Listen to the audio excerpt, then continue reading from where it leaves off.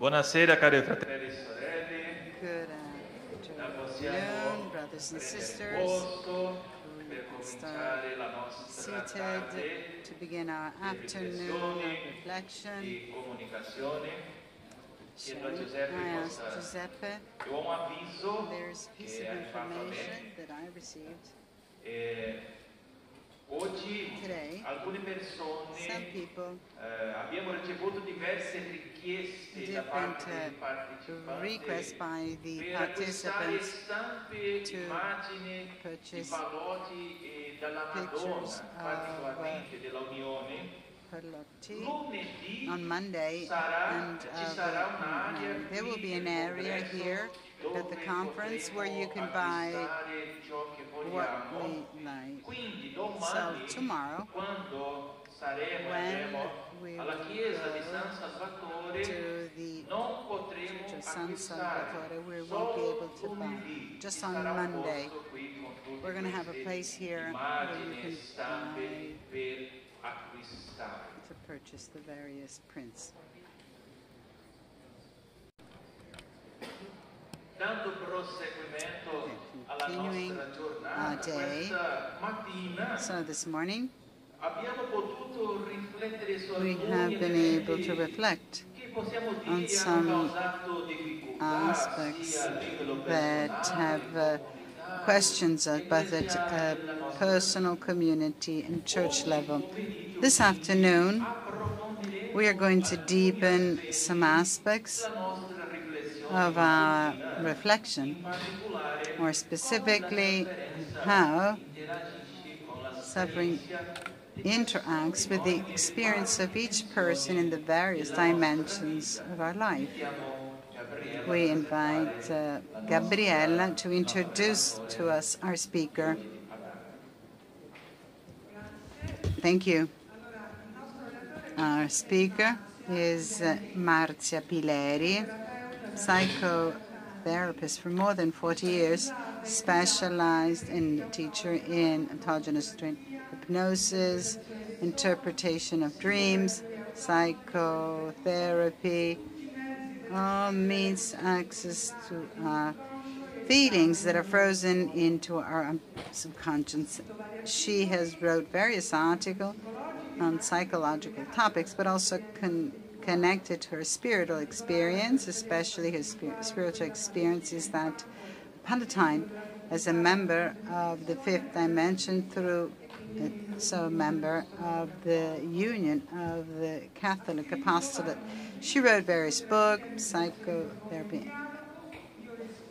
I breathe, you breathe, we're inspired, elements of inspiration, universe of dreams, how to interpret our dreams, resilience, her latest book, handbook for its use.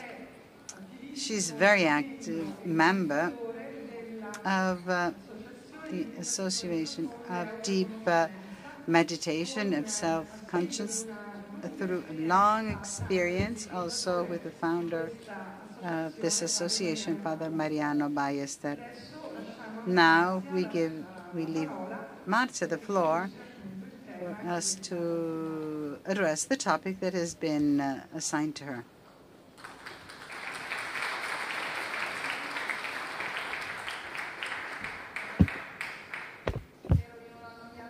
I hope I won't bore you too much. The first part is a bit more the theory and how suffering interacts. First, I'm going to talk about the personal level, and then as a community, and then in the Pallotti family, and then in the church.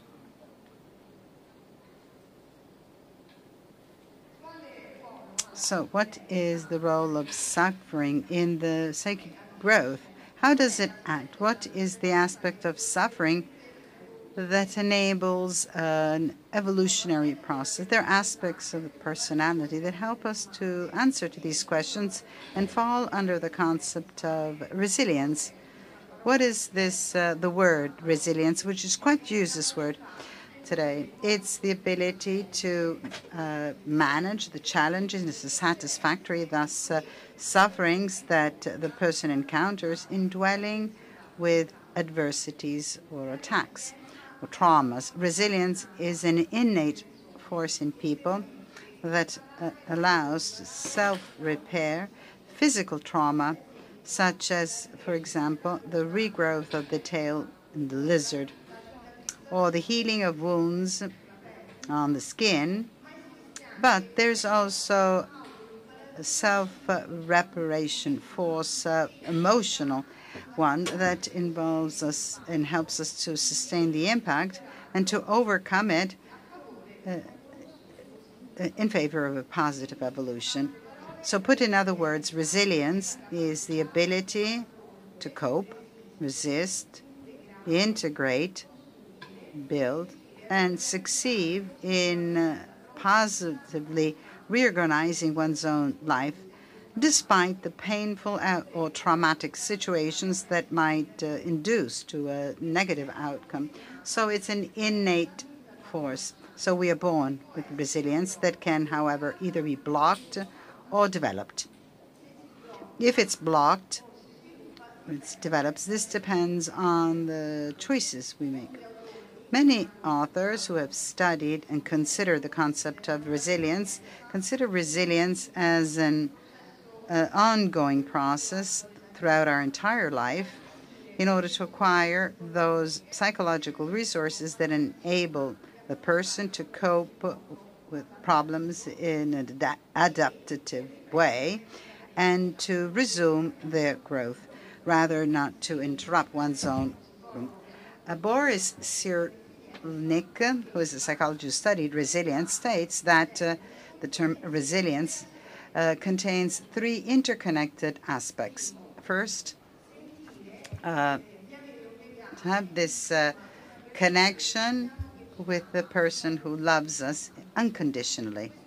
So this person, it can be either a concrete person, a parent, or a couple, or it might also be God. So this person, that through our faith, offers to us this bond. Second, it is being able to give a meaning or a value to that suffering. Third, it to go to an axial moment. That is an inflection point, therefore a change point, an inner change point that allows to include suffering itself. So after the trauma that crushes the person in pain, there's a need to rise again. And this occurs thanks to this drive of resilience. This depends not only on the external event, but on how we interpret the event. The meaning the one gives to an event is as important as the event itself. The same trauma has some different responses in people according to the way it is interpreted by the persons. The unconditional acceptance of suffering is the inflection point, this third actual moment when the individual changes his or her passive state in facing that event and is able to transform it into an event that acquires enough meaning as to change the perception of the self and the world in a positive and obstructive way. We can provide an example in Beethoven that, sensing the worsening of his deafness, he wrote a will where he expressed his wish to die because nothing was meaningful for him, since he can no longer hear the chirping of the birds or the sounds, and even especially music. It was no longer worthwhile to live. He retreated himself into solitude, and after time, he came back with the composition of Symphony Number 3, the Eroica, which is the most beautiful and most well-known symphonies that represented a momentous in the turning point in world music. And this mysterious turning point that completely and forever changed his destiny. It transformed his feeling of being crushed by the suffering of deafness into a heroic acceptance, heroic among inverted commas, expressed through music, the language he loved and used most. This turning point then represents that critical moment when psychic change occurs and one is assumes the awareness of one has the power of having a personal choice in facing a dramatic situation, a situation that is interpreted or perceived as dramatic. The subject configures himself or herself from the inside, and the despair, depression give way either to the struggle and hope or surrender and to let go. This is a resilient change. Grotberg described resilience as a human capacity to cope, overcome, to be strengthened or transformed by adverse experiences. That is, the person is affected by trauma or an adversity, a stressful condition. The person is falls, but does not fully broken, because the person is able to see the perception and overcome this. When the resilience is blocked, instead, we reach to a situation of severe depression or psychodissociation or depersonalization. But if one is able to help the person to make this type of transformation, this interchange occurs that produces a learning that would have not taken place without that suffering. That is, the growth would have never occurred if it weren't for the trauma or the suffering. There's a sentence of Frankl, who is the founder of logotherapy, that says the forces of fate that threaten to break an individual can also make him or her acquire new skills. In order for this change to occur, there is a need of a moment of suspension, uncertainty, that then leads to a total change of the vision. Psychological studies show that in order to overcome painful situation, also very painful, creates in the individual an increase in empathy, altruism increases, compassion towards others, and also the interest in knowing more oneself, others, and the world. In a journey of faith, this can occur thanks to the link that is established between consciousness and God, and it's the opposite of loneliness, that instead is the traumatic condition, encloses oneself, the person in the pain, and thus isolation. Often the patients that I have come out of their loneliness when they tell me about a secret they never talked to anyone about. But it's not enough to tell the secret, communicate, to talk about it. What is really important is to unlock the emotions that were frozen, yes, frozen, connected to that secret. And that it's what allows the growth is the emotional aspect. When Jesus spoke of leaving the net, might he mean that we should abandon the blocked emotions that trap us? Christ showed us, the way he lived his passion and death, how to deal with extreme pain. Just before he died on the cross, he cried out in a loud voice, my God, why have you forsaken me?" In this sentence, a contemporary psychoanalyst, Van der Kolk, in his book, Traumatic Stress, sees a fundamental aspect of the psychology of the traumatized, that being abandoned or forgotten by God, which he called God-forsaken. Basically, this psychoanalyst states that during a severe traumatic stress, victims experience a feeling of being completely abandoned, an extreme feeling of loneliness, of loss of faith, of trust. One no longer believes in anything. One feels crushed by tremendous lack of meaning in being isolated from the world. And this psychological experience is much more traumatic than physical shock, whether it be torture, abuse, or an accident.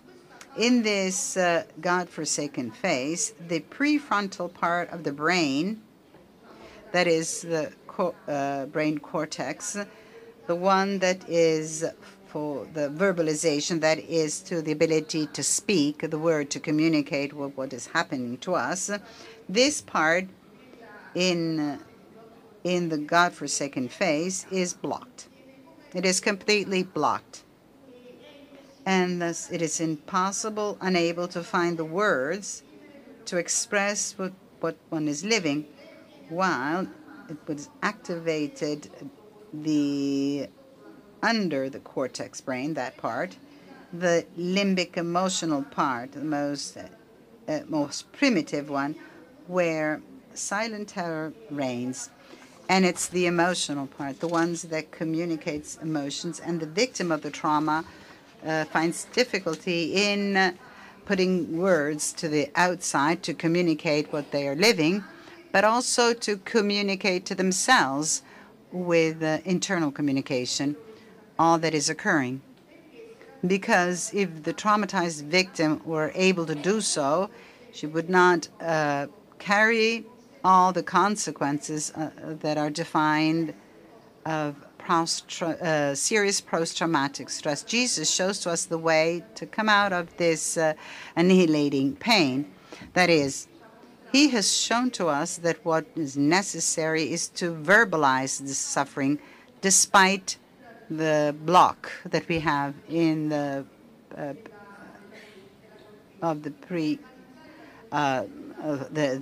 part of the brain.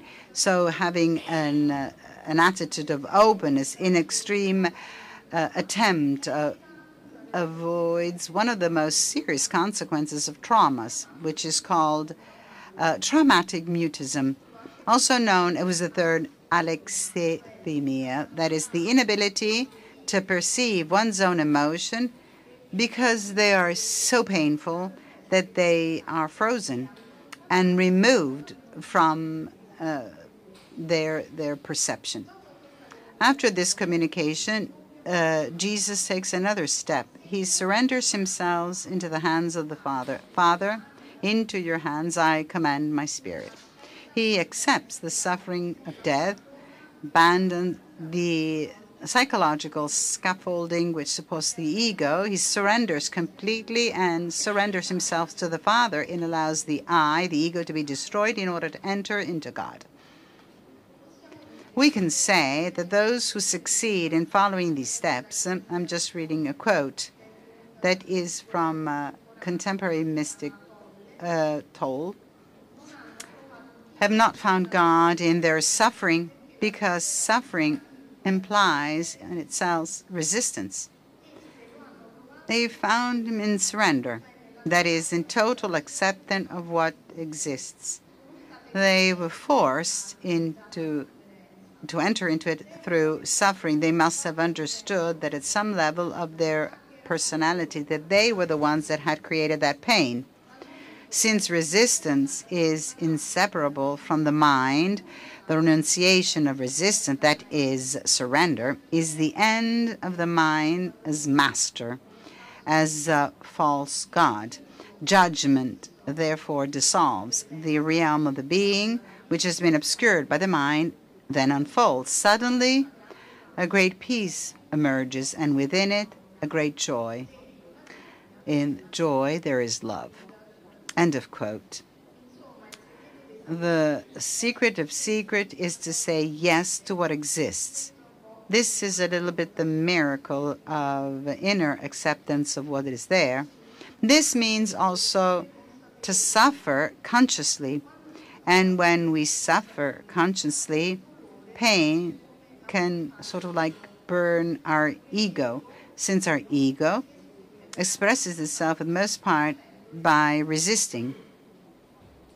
According to Bion, another contemporary psychoanalyst, the most annihilating pain that can strike us is that resulting from a prolonged attempt of wanting to avoid pain itself. Saint Vincent, Pallotti, and the mystics of all times and places have gone through this experience. They have experienced that only if the personal ego dies, one can access to the non-personal ego, the self, where only love lives. Can you show the slide now? we see this represented. Ego is at the center, where it says ego at the center, green. You see, all that surrounds the ego is the unconscious that is divided inferior, where we send all our traumas, our pains, our suffering, and all the emotions that we don't longer want to remember, and the superior unconscious instead, where we put the positive experiences and creativity and spirituality. Above everything, we see this light star, which is the self, and then we are immersed in the collective unconscious. So, and also in psychology, we talk about the self. For Jung, Assagioli, Frank, and Schwank, all the founders are very well-known studies of psychotherapy. It is merged the self with the concept of God. And all these psychotherapists claim that having put the ego at the center from childhood, we are born with the ego at the center, but for a couple of months, maximum 1 year, we have the self and the ego. The ego takes the place of the self, meaning we put at the center, and the self is distanced from the perception of the ego. So we put the ego after 1 year. So having put the ego at the center, having confused it with the self, we think that the ego is the self. During the process of growth, we need to put the self at the center of our structure of personality, where it has been blocked from all our rejected parts and considered negative. In order to allow, if we put the self at the center, this will allow us to radiate love and wisdom. What the holy men and women do. This is exactly the experience of St. Vincent. When this occurs, we have this sense, immediately, this inwardly experience of sense of death, the world in which we have been identified, and another world is born, completely unknown.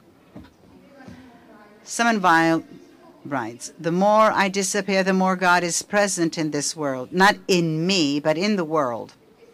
Because we enter into this broadening of their conscience. Very similar words at all that have been written by the mystics, also St. Vincent. He does not speak a lot about his ecstasies, but the words that we repeat from the nothingness to the all have this deep meaning. They represent this incredible experience to make ego die, that we're very much attached to our ego, and we think we are the ego, and to become nothing instead, to feel the death of ourselves, of life, and the world in which we have lived up until that moment, and not know what is about to happen, to remain suspended between life and death, that's in front of the unknown, that is unfolding within itself. And then this surrender, complete surrender without any resistance, to enter into the all, the whole, in the self, which is inexplicable with words and concepts that we know so far, and that mystics don't even try to describe it or explain it.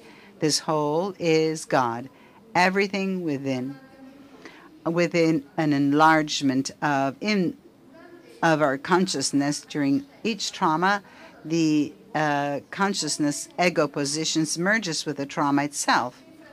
It's as if we are just our trauma, because in the time, traumas add up. Slowly we lose sight of who we really are. That is, we lose contact with that natural constitutive that aspires to infinite love, that is infinite love. And this process can generate a detachment that then leads to close ourselves with ourselves, with isolation or depression, or makes us activate parts that are angry or dependent from substance dependence, gaming or drug addiction, to protect ourselves from pain. These are the means we have to protect ourselves from pain, from the pain of the ego. Discovering these parts are fundamentally positive and they're not negative. They're only trying to protect us from suffering, extreme suffering, allowed to become compassionate towards oneself, and most importantly, lead to forgive ourselves. For example, I have in therapy a person who wanted to commit suicide because he had a very serious economic problem, and he came to me and he says, I'm a failure. I'm a complete failure. I just have to commit suicide. To try to explain to him that he had not failed, but it was just a failure. He was not a failure himself. He had made a mistake. The difference between identifying myself with a mistake or look at the mistake and see it with responsibility. We must not consider the ego as the mean part to defeat, but as a container of many parts of a wounded I that have been deprived from the relationship with the self. They have been exiled from the childhood pain and traumas. They just need to be once again recognized to receive compassion, forgiveness, and love. To start a compassionate love towards oneself, it is necessary to develop the courage of getting in touch with these sufferings, past and current, of reintegrate the anger, the pain, the fear, the shame, to teach to recognize, accept one's own suffering. Might be a given, but it is not, because we all tend to flee suffering because pain blocks us, as it's difficult to bear it, and why it renders us vulnerable. To be able to tolerate the suffering and is expressing it is to start the treatment toward a healing of the inner wounds. These steps, this is the theory part ends. Now let us see how to apply these concepts into community life. Also to find among people together the strength to express one's own emotion, painful or rejected emotion. This in itself is the first step in order to give voice to this anguish. And sometimes those who listen must be able to offer an unthought of solution. It's not always we find a context of people who are willing to listen and to listen to the suffering one. Often the opposite is true. We find ourselves in a context that is not welcoming towards suffering because suffering scares. And we run away from suffering even more as the other is expressing it. In this case, to be able to take the first step and say something personal in the void of the non-welcoming, and then accept this void is surrender. And this helps to lower one's own ego. This step is transforming, and it's appropriate to do this, especially in a process of faith. If we all live this way, we will be able to integrate the parts that have been rejected and to open ourselves to the self. To avoid mistakes is, ideal. Popper says, if we do not dare to tackle problems that's so difficult that the error is almost inevitable, there will be no development of knowledge. No one can avoid making mistakes. The greatest thing is to learn from our mistakes. This is a quote from Popper. A community that accepts mistakes as progress, that is able to forgive, is in itself a growing community. In Japan, there's the art of repairing scattered ceramic objects by enhancing their fractures. That is, we can call forgiven. This technique is called kintsukuroi, and it consists the fact that when some objects are broken, they take the fragments, the pieces, and they put them together with gold or silver paste. And this way, instead of hiding the breaking points, and they enhance them because they believe it is more balanced to show the repaired points, so that the repaired objects simultaneously offer those who see them both the fragility and the strength to endure. Moreover, now talking about the Pallotti family, we can see that St. Vincent is a living example of resilience. You've never heard about this term, but he has a strong inner experience of resilience. His mystic passage of the explosion of one's own in the whole has been an experience that led him to a very deep humbleness and a desire of disappearing in a nothing always more total, so as to leave way just to God, to his endless love, to this self. If he leave always more his fall, presumed and real, this never-ending search for perception, the horror for sin, as limits and obstacle to the whole of this love, of this self. This perception of himself, it had been accompanied by a lack of centering in the deep self. It could have generated intense suffering and thus depression and self-destruction, and also psychiatric problems merging with his ego. But in St. Vince, the perception of his own limits has been lived as a door that has gone through thanks to his inner love for Jesus and the Trinity, Holy Trinity and Mary. Therefore, if we want to try to encourage in our brothers and sisters a personal centering on their own self in favor of greater effectiveness in apostolic activity, we should take into consideration the passage in which Jesus indicates to the apostles and to all of us how to live one's own activity and how to redimension what obstructs it, what is an obstacle to the contact with our higher self. The Son of the Father did not come to be served, but to serve. Pallotti fostered the activation of faith and psychological resilience towards everybody. So we can also imitate the saint by living in charity as much as possible, sustained by the grace that facilitates the centering of the personal self.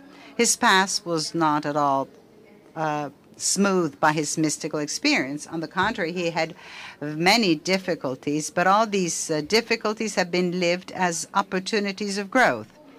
Just as each bad event was useful and every pain could have been offered for the salvation of all and for the unity of humanity in the church as sheep pertaining to the same flock. In the same way, now we talk about the church. So in the same way, we could broaden this. I jumped a lot of things, but we can broaden a positive view of the obstacles and mistakes in the history of the church, and currently with what the latest popes are accomplishing. I would like you to, please, can you show the slide with the I and the self? Let's go back of the death of the ego, the crisis and the suffering that the church is experiencing. In this case, I'm talking about ego, like the church ego, not individual ego. Also, the structures have their ego and the self. The church was born with the self at the center, Christ, and his experience, transforming and salvific. Slowly, the ego of man has overlapped on the self of Christ. Therefore, the crisis and suffering that the church is experiencing in the historical period, the vocational crisis that we have spoke about in the groups, the closure of the convents and some entire orders are closed, the separation of the families. Can we try to see this as a truly turning point, as a big change? Things will not be the same as before. What happened to Beethoven, I want to die. The church is dying. Instead, a rebirth. The things will never be the same, but why should the scenario be worse? We can try to change our gaze and perceive it as a great transformation and accept that what is happening as an epochal change, an evolutionary and transformative crisis permitted and supported by the Holy Spirit. And it's the self that is at the center. The common ego of the present people of God is dying, and this causes so much anguish and disorientation, depression, tiredness. but it has the opportunity to open up to the self. The church that is dying, as it has been structured up to now, opens up to something undiscovered, to a newness never defined or glimpsed, because it relates to this historical moment. In this period of transformation, the prophetic vision of St. Vincent in his 1835 appeal, with an unknown openness at the time, anticipated something current, even more so, a way forward that is being manifested by Pope Francis' need of a greater synodality. In fact, synodal journey means discernment and seeking God's will, not only in a personal capacity, but as a Christian community, faithful, with an active and capacity and subject, the Episcopal College and the popes, the other subjects, one listening to the others. And this is the path that God expects from the church of the third millennium. St. Vincent also saw as the lay faithful could and should have acquired an always increasingly relevant place in the ecclesial life, and he called them to this task, each one according to the status and social condition, by putting into the service of God and charism, and the church their charism. This transformation is still underway. It proceeds with very many natural resistance, because individual and common ego always resists to what has to be left behind. It is an unavoidable process that continues because, as Einstein stated, the mind that opens to a new idea never goes back to the previous dimension.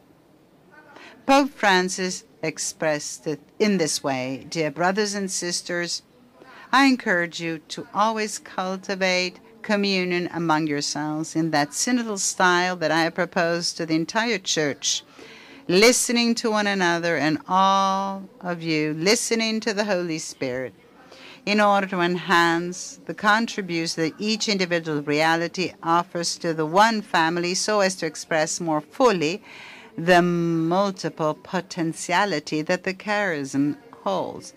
Be ever more aware that it is in communion, even if it costs effort, that a charism reveals itself authentically and mysteriously fruitful. This Pope teaches us to be in the willingness to consider the social historical condition of the time, and to welcome the loss of some of the certainties associated to the hierarchical structure. We have just said that St. Vincent, what is negative is transformed into an opportunity and a reason for gratitude, and spurs us to make greater work to those done by the apostles and by Jesus himself, to reach heights of holiness and communion with God greater than those touched by the greatest saints. Let us therefore trust his example and the power of both of the Holy Spirit and the Eucharist, sacrament of communion, to let go of what takes away the ego of the structured church, and as Jesus did, let us entrust to the courses of events to our Heavenly Father, ignoring personal resistance and insecurities, and also of the structures, and let's imitate St. Vincent, who read in heaven the score he played on earth.